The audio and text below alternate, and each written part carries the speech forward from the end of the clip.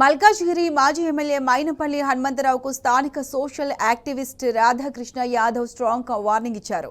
తమ వారి జోలికొస్తే ఊరుకునేది లేదని హెచ్చరించారు. మాటా పెరగడంతో ఆఫీస్లోనే ఉన్నా చూసుకుందాంరా అనే వరకు వెళ్లింది గొడవ. ఎన్నికల సమయంలో మైనపల్లికి తాను సాయం చేశానని, అవేమీ గుర్తుపెట్టుకోకుండా ఇప్పుడు బలుపు మాటలు మాట్లాడుతున్నాడని రాధా యాదవ్ ఫైర్ అయ్యారు. మోసాలు కబ్జాలు చేసి ఈ స్థాయికి వచ్చాడని అన్నారు.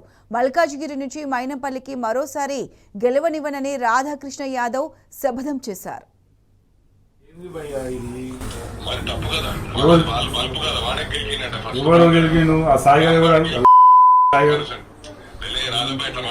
నువ్వు అట్లా మాట్లాడదు భయ్యా, నువ్వు అయిపోయింది. గెలుతాడు, ఎవరైనా గెలుతాడు, దునియాలో గెలుతాడు. ఎవరు గెలికాడు?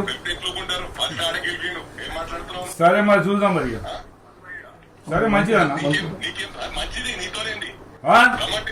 రామా, రా, ఉన్నా ఆఫీస్ లో రా మరి. భయమైంది అది నీకు బలిసింది బాగా. మాట్లాడే ఇట్లా చేస్తున్నావు అన్ని మళ్ళీ ఇట్లా సమాజం వాళ్ళే ఆ మైనంపల్లికి కూడా నేను హెల్ప్ చేసిన ఎలక్షన్ లో. ఆయన కర్మ ఆడు, దరిద్రుడు వాడు. వాడు విధవ మాస్టర్ అడు, చాకురుసం కాలేజ్ చేశాడు. ఆ కాలేజ్ నుంచి ఆడు పరమ దొంగ. వాడు ఎక్కడుండే స్థాయి ఎక్కడికి వచ్చాడు, ఇలా మోసాలు చేసి కబ్జాలు చేసిన వాడు. నేనేమన్నా కబ్జా చేయలేమని ల్యాండ్.